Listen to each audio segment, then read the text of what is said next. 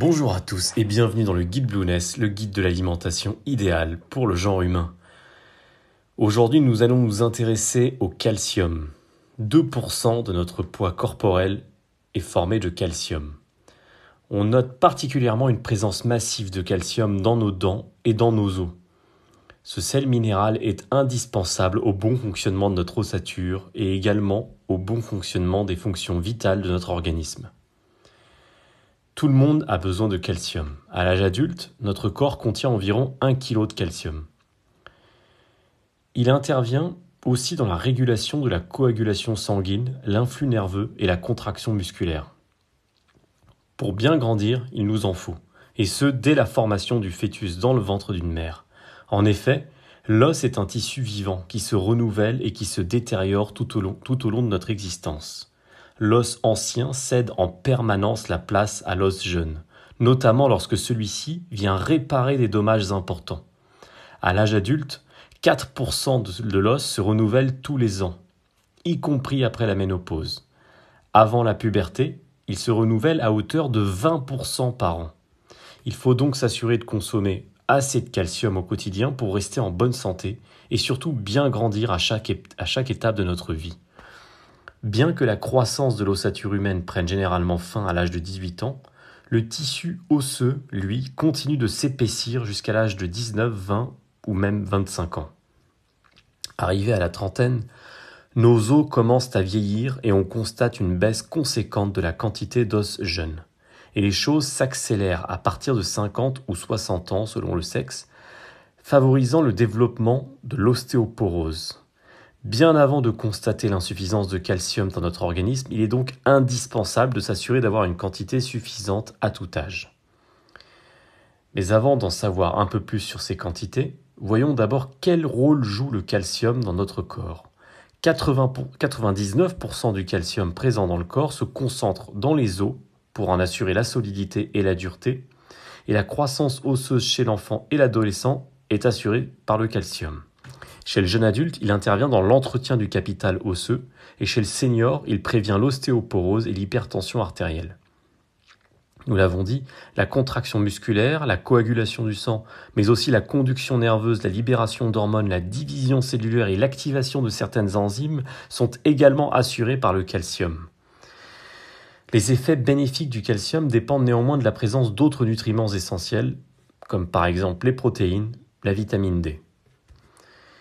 Les apports nutritionnels en calcium sont, pour des adultes, d'environ 1000 mg par jour jusqu'à 24 ans. Pour les seniors, donc les hommes de plus de 65 ans et les femmes de plus de 55 ans, au moins 1200 mg par jour. Dans quels aliments le retrouver ? Le lait et les produits laitiers, donc les yaourts, les fromages, sont les aliments les plus célèbres pour leur apport en calcium au quotidien. Le reste est généralement couvert par un régime riche en légumes à feuilles vertes, en eau minérale, en fruits secs et en légumes secs. Toutefois, il vaut mieux oublier le lait et les yaourts qui ne sont pas recommandés dans le cadre de ce guide et privilégier plutôt le fromage, idéalement de chèvre ou de brebis, et plutôt le matin, afin de respecter le rythme biologique humain, tel que défendu par le principe de la chrononutrition sur lequel nous reviendrons plus tard. Pour prendre un exemple, on pourra ainsi compléter le fromage du matin par des amandes au goûter et des choux ou des sardines le soir. Les aliments les plus riches en calcium, ce sont par exemple le parmesan, le cantal, les sardines ou encore les fromages bleus, les anchois, les amandes, nous l'avons dit, le persil, les figues, le yaourt au lait entier brassé nature, mais encore une fois mieux vaut l'éviter, le crottin de chèvre, les épinards, le jaune d'œuf, les pistaches ou encore le lait de vache qui, là aussi, il faudra mieux l'éviter. Dans quel cas un apport supplémentaire en calcium est indiqué ?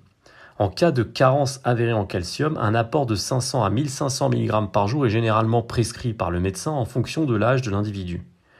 Il est indiqué dans la prévention de l'ostéoporose, l'obésité et le surpoids, la prééclampsie au cours de la grossesse et la prévention du cancer du côlon ou du cancer colorectal.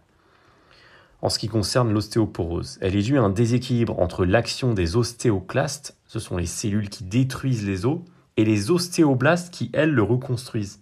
elle a deux origines possibles. Une origine primitive, ça peut être par exemple un alitement prolongé, une ménopause précoce, des règles tardives, une consommation de tabac ou d'alcool ou encore une raison génétique. Et elle peut également avoir une origine secondaire, par exemple un manque de vitamine D, une hypothyroïdie, une hyperthyroïdie ou encore une polyarthrite rhumatoïde, etc.